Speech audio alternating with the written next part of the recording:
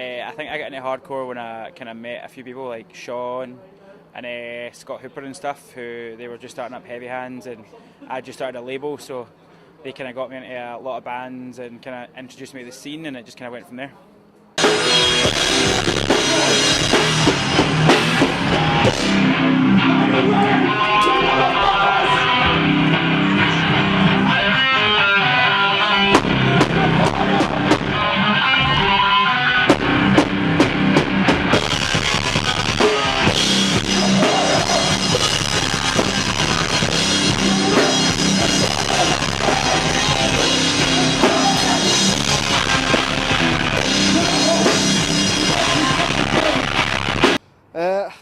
Kind of growing up, I was always interested in kind of like metal and stuff. And when I was about 16, 17, I got quite into the punk scene. From the punk scene, I got into a lot of emo bands. And then the first band I really got into that I would really class as a hardcore band were a band called Life Ruiner, and they introduced me to stuff like straight edge. From there, I got into more straight edge bands like Bishop, Rhino, Kingdom. They were a cool band, and from there, it's kind of spread from there.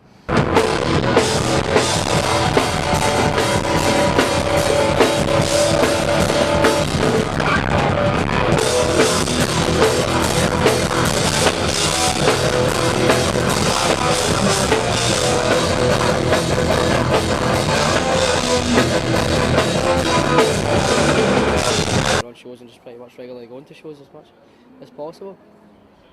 I used to play in a band called Snake Eyes and met a good bunch of pals through that, and now I play drums and adjust and write conduct.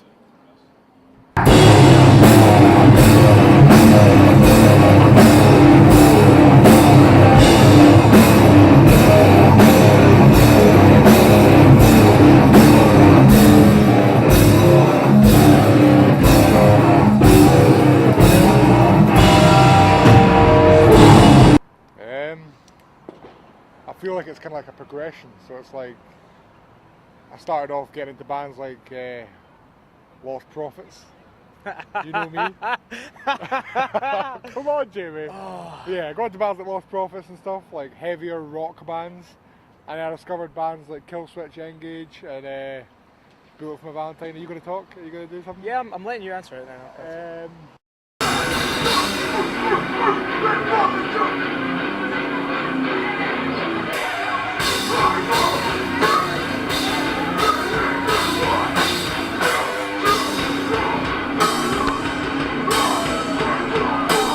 Well, I started off just listening to sort of like the alternative rock bands when I was about 13, Paramore, My Chemical Romance, stuff like that. And I met a lot of friends through going to the sort of Cat House Unders. And from that it just sort of progressed and progressed. Like I'd go to shows and local support bands would be playing, and that was local hardcore bands, and I just got more and more into it through that.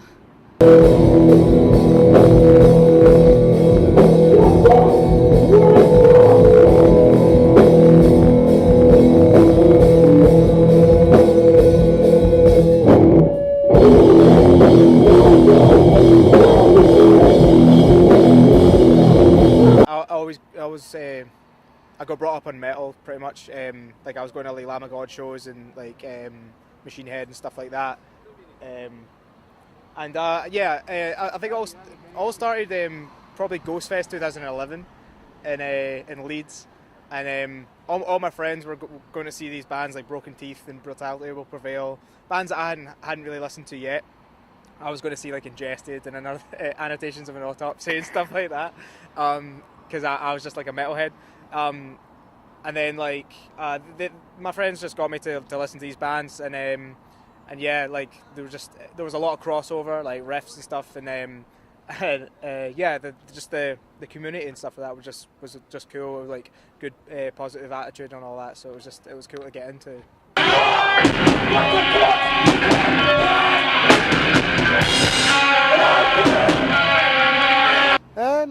I felt really welcomed really early on. I got introduced by a band I ended up joining called Burn the Sunset. I went to see them at a local showcase that my friend of my girlfriend was playing in a different band. and they came and said hello to me because they recognised me from a band I was in from down south that played Glasgow. Got talking to me, and we kind of kept in contact. I started putting on a couple of gigs, and I ended up joining. Being from Stirling, there wasn't really much of a hardcore scene, so I just basically kind of force-fed it to my friends until they kind of got into it as well, and then we started starting bands and going to shows. But at that point, most of the shows in Glasgow and Edinburgh were over 18s, and we were only 16, so we struggled getting into a lot of them. We got into a few of them, but most of them we'd be travelling through, getting turned away at the door, and then going home again. But yeah, we started a few bands, and we kind of got more involved in the general kind of Scottish scene, including Glasgow and stuff, where we realised there was obviously a bigger scene going on, much more so than Stirling. You at a show, people will recognise you and probably say hi and make sure that you feel welcome. Yeah, that's what it's about. It's really welcoming. It's all about bringing in new people. Yeah, not turning away anyone, just anyone's welcome kind of thing. I think it's great. Everyone's like best friends with each other, and it's like, I mean, obviously, like, it's a great way to make friends because like new people join the scene and new people start listening to the music, and that's like where majority of my friendships are. And everyone has each other's back, and we've all got a similar set of morals, so it's nice to surround yourself with people like that. There's a kind of sense of loyalty, I think, for quite a lot of people who, no matter what the show is, they'll just kind of go down to it and like make an effort to be there and everything. And I think that's good because if it's that close knit and you can constantly rely on people coming to your shows, it means like people like me will take more risk and actually book bands that are worth a wee bit more money and stuff, because you know that there's going to be that loyal kind of dedicated scene that's going to constantly come down and support you. Yeah, I'll agree with that. It's kind of much a guaranteed group of friends. No matter where you go, there's always going to be someone you know.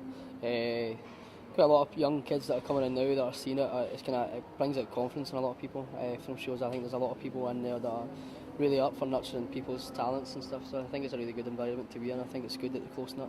There's not really any real sense of divide between each other, especially between the bands. Everybody's up for supporting each other, which is probably ideal for the situation that everybody's in. Yeah, I feel like now it's pretty class because like if people aren't coming to shows who don't really know like a lot of people there, they're still able to come and have a good time, and like I feel like it's better now than what it was a few years ago, where people can just speak to whoever they want. If anyone wants to ask a question, they're not afraid to, and everyone's just kind of happy to help each other out. I think community has always been a really important part of the hardcore scene. For me, I think right now it's something that is really important, and I don't think that there's a lack of community, but I think there could definitely be a lot more to it. I think there could be a lot more inclusion, and I think everyone could get along better. I think that's been the case for a while, that certain people like different things, and that's always fine, but there's also a lot of times where you look at things and see people that not necessarily hate on other people's ideas, but they don't get on with it and don't agree with it, so they openly talk about it, and it does cause divides, and I think that can be a real downer on the community that we have. It is like a community, bringing like, I mean, people of all ages. Like we've got people ranging from like 15 coming to shows, ranging all the way up to like 40 and 50, like proper old OG kind of guys. proper old. Yeah, like all the OG guys that have been like supporting hardcore for a while. So yeah, I mean, it's a really established community. I mean, all of us get along.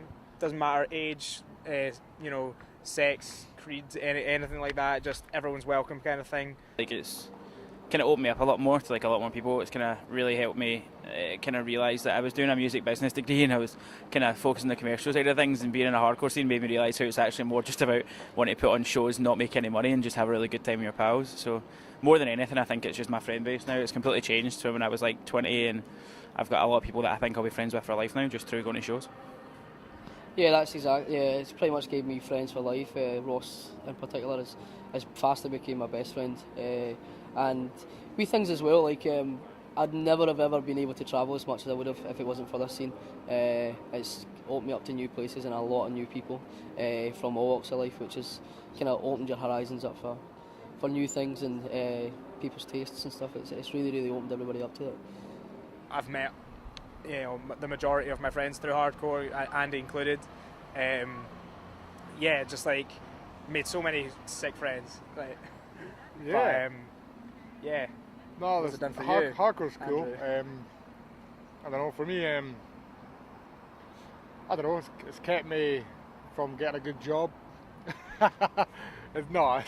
No, I don't know, hardcore for me, like, it's the only thing in my life that's like a constant where I don't feel negative about it in many senses. Like, I think seeing people using a positive outlet is also really good for everybody involved. So whether it be the charity shows that Ross has put on for the hospitals and such like that as well, like people, it kind of gives people ideas. You know, I mean, there's not really many people that are sitting about idle-handed. Like it seems to be, it gives people the outlet to be able to say, no, let's do this for this person or that person. It seems to be, it kind of breeds that kind of giving nature. So yeah.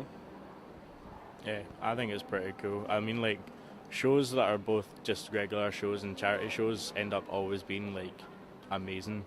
I mean, take a charity show, take the Cali fundraiser last year.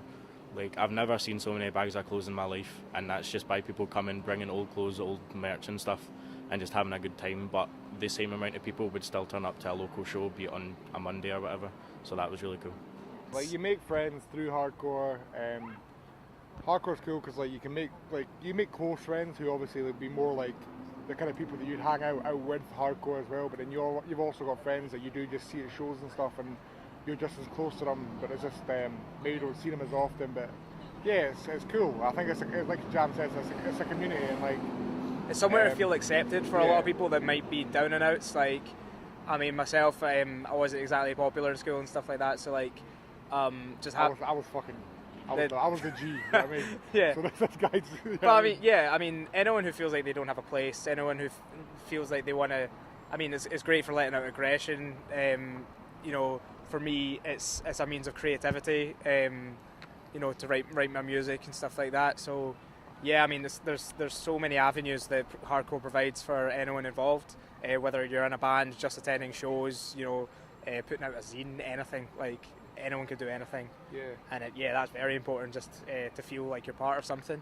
Yeah, I don't think there's enough girls in bands at the moment. I think that's one thing that seems to be kind of, it's not so much as male dominated, but I don't think there's been enough girls that have took the step to start a band and to front a band or to be anyone. I know Craig's girlfriend, who is not necessarily part of a hardcore scene, but she is also one of the guitarists in a band.